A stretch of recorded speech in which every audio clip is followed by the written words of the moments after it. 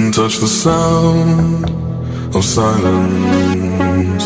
And in the naked light I saw 10,000 people maybe, people talking without speaking, people hearing without listening, people writing songs that voices never share, and no one dared disturb the sound of silence. Fool said, you do not know. Silence like a cancer grows. Hear my words and I might teach you.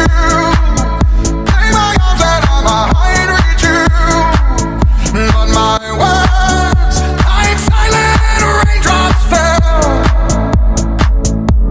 and echoed in the wells of silence.